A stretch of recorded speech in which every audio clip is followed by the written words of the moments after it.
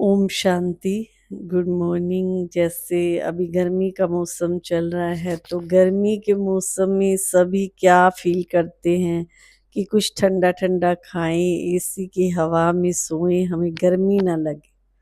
तो शरीर को बचाने के लिए, शरीर को ठंडी ठंडी हवा देने के लिए हम क्या करते हैं, एसी भी चला लेते हैं, ठंडा ठंडा कुछ खा भी लेते हैं। तो ये शरीर को चलाने वाली शक्ति के बारे में कभी सोचा कि इसको भी कुछ चाहिए? इतने जन्मों से आत्मा विकारों की गर्मी को झेल रही है तो सोचो इसको कुछ नहीं चाहिए। जैसे हम कहते हैं कि आजकल हमें गुस्सा बहुत आता है, आजकल हमें नींद नहीं आती है, आजकल हमें टेंशन बहुत होती है। तो ये सब क्या है? आत्मा विकारों की गर्मी को झेल रही है। तो इसको भी ठंडा करने के लिए क्या चाहिए? वैसे तो जो हम खिला रहे हैं, आत्मा जब तक शरीर में है तब तक हम शरीर को खिला रहे हैं, फ्रूट खा लें, ये खा लें। जब इसमें से आत्मा निकल जाती है तो फिर क्या कुछ खा सकता है वो व्यक्ति? कुछ नहीं खा सकता है।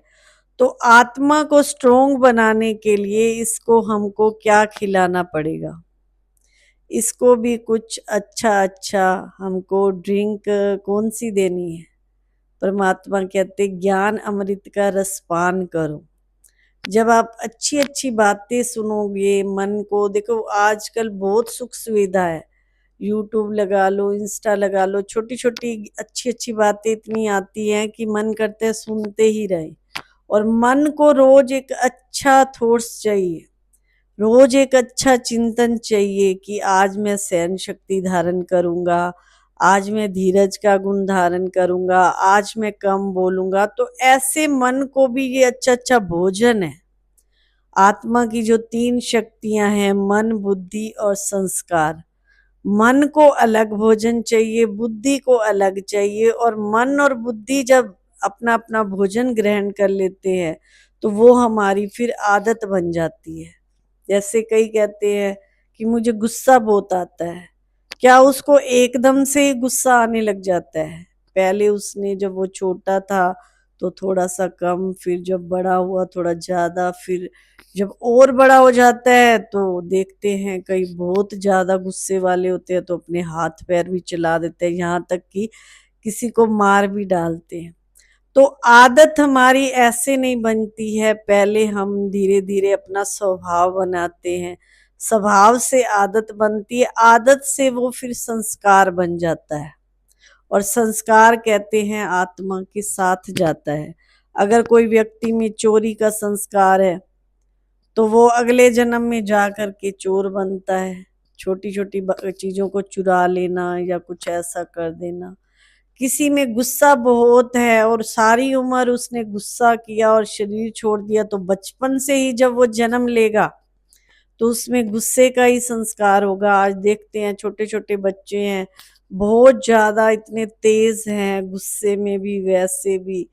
तो वो कुछ संस्कार उसने बचपन से ही थोड़ी ना लिया, उसके आत्मा के इतने जन्मों के संस्कार चलते आते हैं। तो आत्मा में विशेष हमको क्या भरना होगा? हमको अच्छी अच्छी बातों का चिंतन रोज करना होगा और 5 मिनट रोज बैठ करके मेडिटेशन करना होगा। जैसे बाबा की मुरली में जो हमको वहाँ सत्संग सुनाया जाता है, रोज बाबा कहते हैं कि बच्चे आप विकर्मा जीत बनो, निंद्रा जीत बनो, जगत जीत बनो, माया जीत बनो। तो माया जीत क्या है? ये संसार की माया है।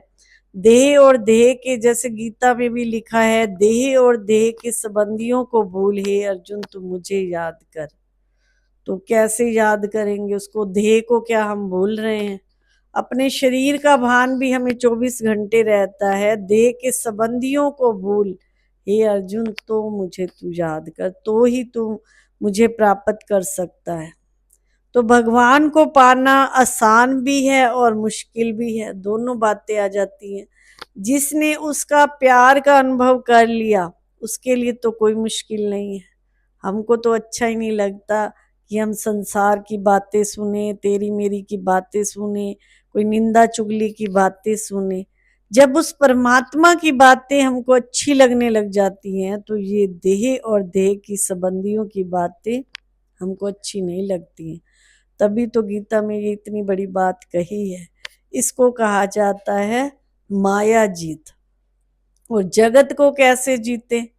कहते जिसने अपने मन को जीत लिया उसने जगत को जीत लिया। सबसे पहले जो मन में माया आती है उसको जीतना है, और फिर हमने जो जगत को जीतने, जिसने खुद को जीत लिया तो उसने समझो जगत को जीत लिया। और तीसरी स्थिति आती है विकर्मा जीत। विकर्मा जीत का मतलब होता है पाप कर्मों पे भी जीत पा ले हम। जितने भी हमने पाप किए हैं इस जन्म के या पिछले जन्मों के, वो हमारे पाप खत्म हो जाएं, वो खत्म होंगे उसकी याद से। जैसे कोई मिट्टी से भरा हुआ बर्तन होता है या गंदी जगह कोई होती है, उस पे रोज पानी डालते जाएं, एक दिन वो चीज क्या हो जाती है, वो जगह साफ हो जाती है।